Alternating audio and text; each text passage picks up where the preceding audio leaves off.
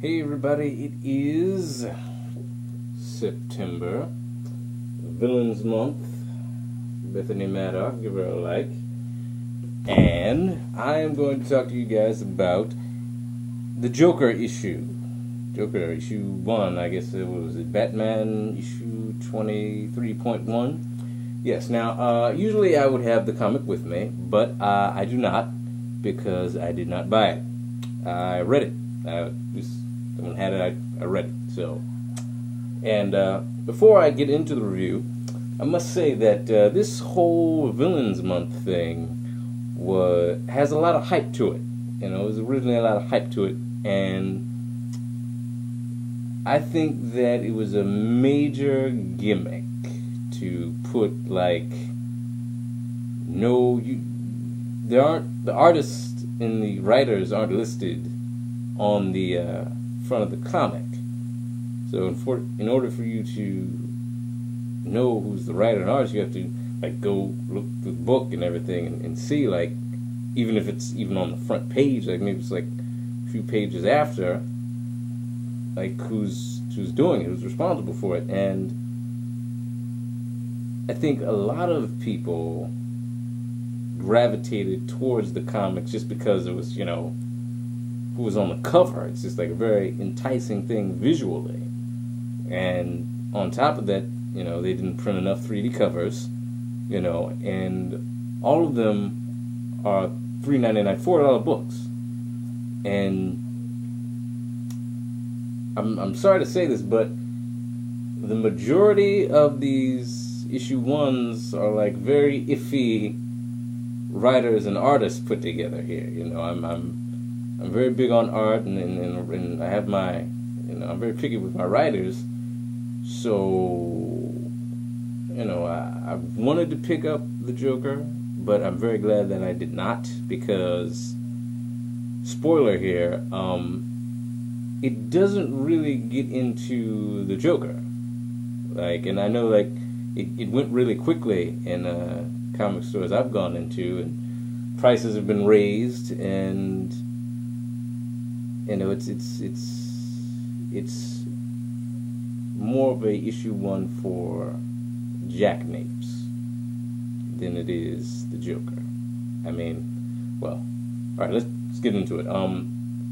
So book starts off, we get a little flashback of the Joker, Jack Napier, I suppose. I assume he didn't list that, but basically the Joker, as a youth, has this little stuffed bear toy thing, kind of clown hat or whatever. It's kind of messed up, and his Aunt Eunice, is scolding him and being very abusive, saying, that he's gonna clean him with bleach and a little scrubber and stuff like that. And she throws away the little stuffed animal, and to which little innocent Joker says, Gaggy.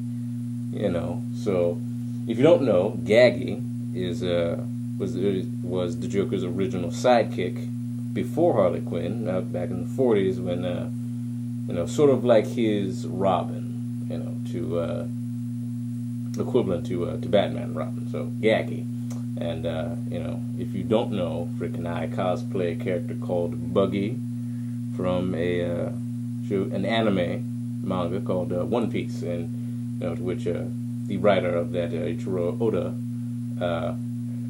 is admitted to kind of ripping from, the idea of, this clown villain character from the Joker. Buggy is the name. So I thought that was nice to reference Gaggy, even though he was not a stuffed animal originally, but still, that was nice, and of course, it is daunting to take on the role of writing the Joker's origin here, but that was the majority of it was that. So the Joker, then he's in a zoo, and he's remembering that, and him and some of his henchmen, other villains, lesser known villains or whatever, are watching an anaconda eat the keeper, the zookeeper, and he walks away to the gorilla exhibit and sees a mother gorilla and a baby gorilla and proceeds to, set off some Joker gas, take the gorilla,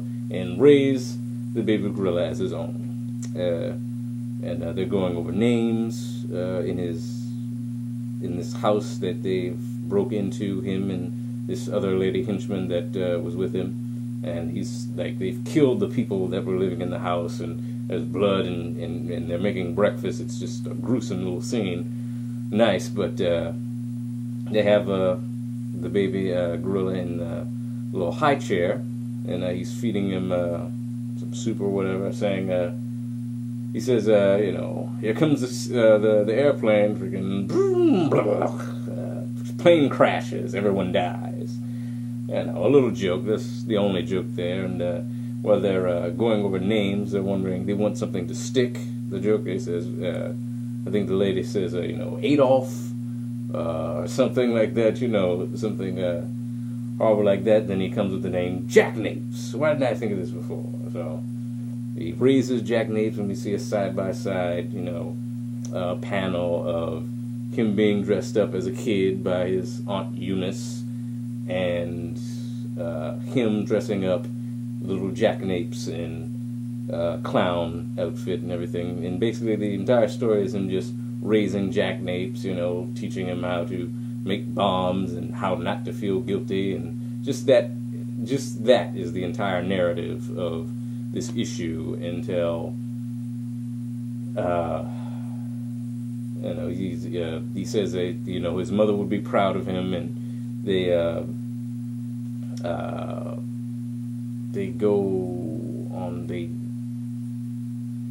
hijack a plane, basically, not hijack, but crash land to a plane, like on a little jetpack type thing that he and the Joker have, and they raid it, start shooting, and it comes down. Freaking the people that were fighting them are on like Jackanapes and the Joker, and they fall because Joker uses his little jetpack, and he's telling Jackanapes to deploy his little wings and stuff like that, but it never does. And we see as the Joker comes down onto these little train tracks that are like above land, kind of supported.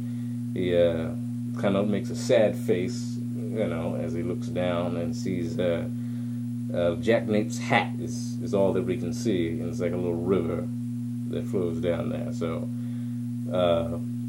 Joker then replies with, says, I'm going to need a refund, and just like tries to fight back the feelings, there, and says, there'll never be another one like you, Jackanapes. There might be another, but it won't be the same. And that's the end of the comic. So a little disappointing. I mean, the art was decent, and the writing was decent, but it's not an issue 0 for the Joker. I mean, it's Jackanapes. That's what this comic is about.